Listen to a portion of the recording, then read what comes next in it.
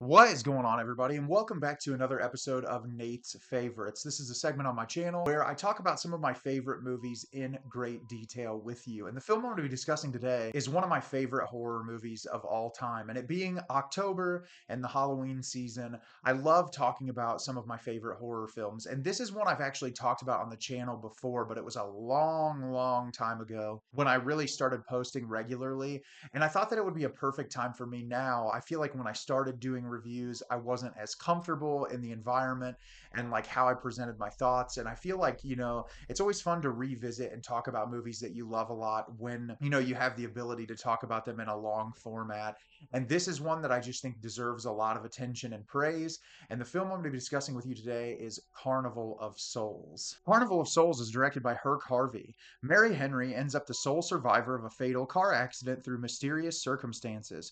Trying to put the incident behind her, she moves to Utah and takes a job as a church organist. But her fresh start is interrupted by visions of a fiendish man. As the visions begin to occur more frequently, Mary finds herself drawn to the deserted carnival on the outskirts of town. The strangely alluring carnival might hold the secret to her tragic past. So, like I said, this is one of my favorite movies of all time, and there are a multitude of reasons for that. But the thing that I love so much about this is functions really incredibly as a ghost story or like a haunting or something paranormal, but it also functions as a social commentary for so many issues that I feel like we're way ahead of its time, especially for a horror movie when it comes to this female lead character who works for a church but has zero attachment to the organization. She doesn't care about religion. She just likes playing the organ and she's good at it.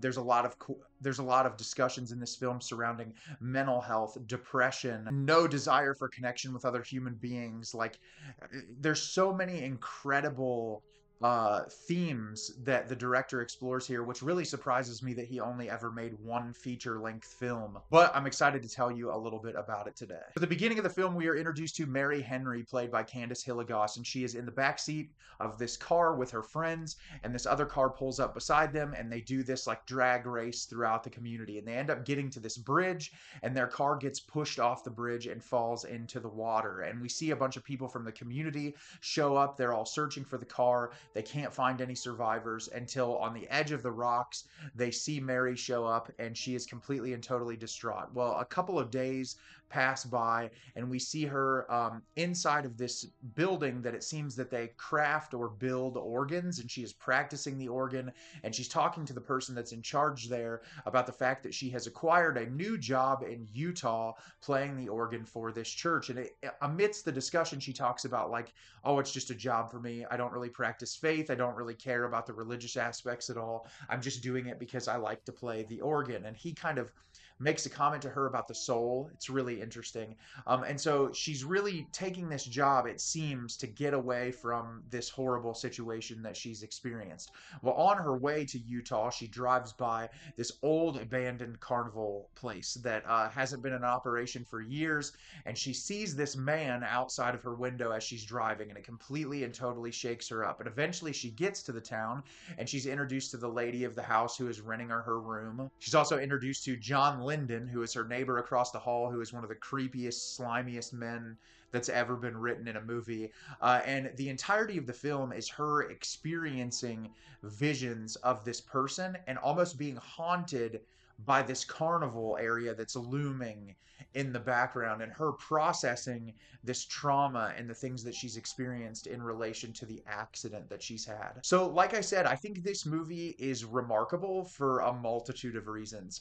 Like I said at the beginning of the review, Herk Harvey only ever made one movie, and it was this. He did work for a company that made a lot of instructional videos, and he did all of these little things early on in his career, but this was the only full-length feature film that he made. And I think that it's really a testament to the power of independent filmmaking, and how even if you don't have the budget or the means like a lot of other filmmakers, you can make something incredibly effective. Because the first thing I want to talk about in this movie is the cinematography and the aesthetics of the film. One of the things that's talked about in this movie a lot that I feel like is kind of approached in the wrong way is that people will say that this is like a B movie, because like early on in the film there's like issues with the ADR. The voice doesn't always match up. And the early scenes are shot in kind of a very flat, almost like you would see in an instructional video. But as the film progresses and Mary's experience becomes more and more visceral, the cinematography becomes breathtaking. There are some shots in this movie that are some of my favorite in film, period. And not just cinematographically, but sonically. The way that they edit this with the sound design and the sound of Mary walking. There are scenes in this movie where she sort of dissociates from reality, and what you take that as, whether that's her, being more in contact with the spirit world, she's not able to communicate with people in the real world.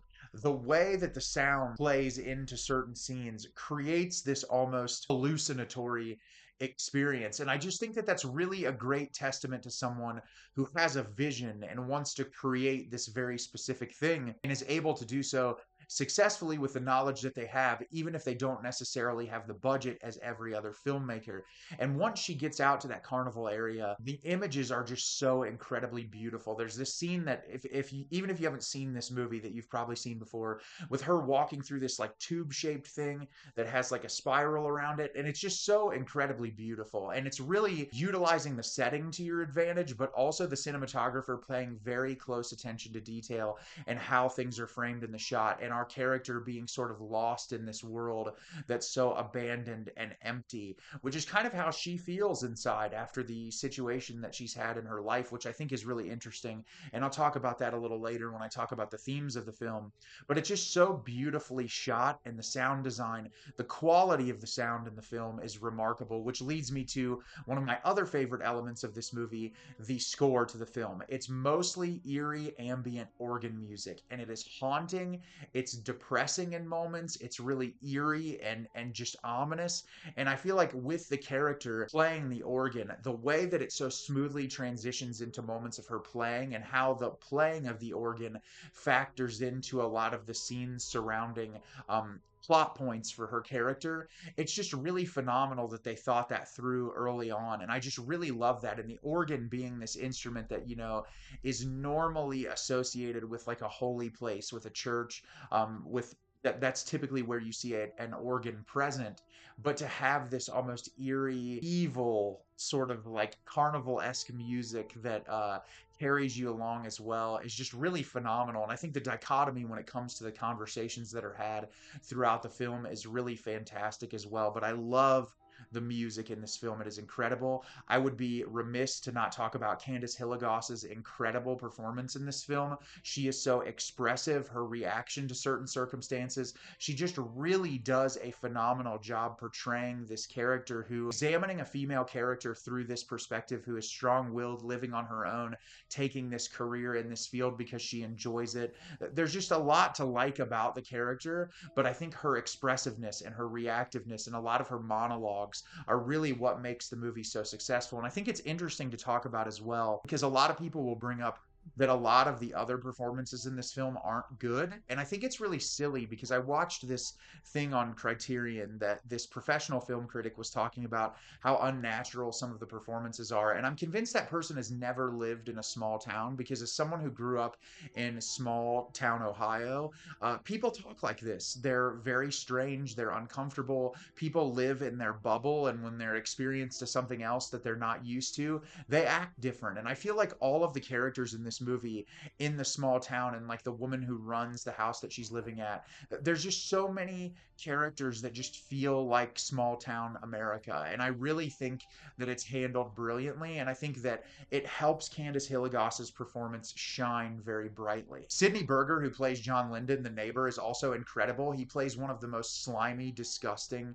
individuals imaginable. And I think it's really fascinating the way that this director in this particular time period is able to capture elements of misogyny, this male character who cannot take no for an answer, and then our lead character who, like, in moments of feeling isolated and lonely, is willing to be near to him, even though she does not want anything to do with him romantically or emotionally. And I think that's so very true to the experience of so many women, where there are these men that just do not know what the word no means, and they just overstep their bounds, and they do all of these things that are really creepy and uncomfortable and unnatural. And I think for a movie in the 60s to kind of tackle these issues because, it's still prevalent in our society now, but it was very rampant then, men not knowing, boundaries. And like I said, it still exists now, but I think that it's handled and talked about in a way that's so incredibly nuanced and that I think hits really hard as the movie continues to progress. And that's really what leads me to what I think works so well about this movie, because it is a really incredible ghost story. I think the images of these people haunting this carnival area and sort of haunting Mary, the face paint that they wear and just how they move, it's so unnatural and horrifying. And I think that it works very well in a way that elicits a very visceral reaction in me as a viewer. But I also find myself thinking about a lot of things. As someone who suffers from depression, I think this movie really sort of has conversations surrounding depression and PTSD and mental health issues that are so incredibly prevalent. There's like so many wonderful lines of dialogue in this movie. Like, I always think of Mary saying, "I have no desire for the close company of other people," and how she just feels kind of like an alien on this planet. Like, she just doesn't operate in the same way as other individuals. And that comes to the conversation surrounding her and having no attachment to religion, but playing the organ, and how people in this life can just enjoy music and have a job doing that, but not really care about everything else, and how society is so embedded in this very particular structure that she's criticized or thought of as evil for having a different opinion. And I just think all of these issues sort of culminate into a really phenomenal horror film that also provides fantastic societal commentary for you as the viewer to sit with. And it's a film, I've seen this movie probably 10 or 11 times, and I feel like every time I watch this movie, I grow a fonder and fonder appreciation for it. And I do think it's one of the greatest horror films ever made, especially considering budget. It's genuinely frightening and unsettling, but it's also really thoughtful. And I think that's what makes the best horror movies. And I think if you've never seen this movie before, you are really missing out, because it is wonderful. Have you seen Carnival of Souls? Do you love it? Do you hate it? Leave me a comment down below. Let me know what you thought. I thought this movie was incredible. I absolutely loved it, and I'm always looking forward to revisiting it. As always, if you can like the video and subscribe to the channel, helps me out a lot and lets me know the type of content you're looking for. I'm always putting out new material and look forward to getting more out for you in the near future. And as always, everyone, thank you so much for watching, and have a great rest of your day.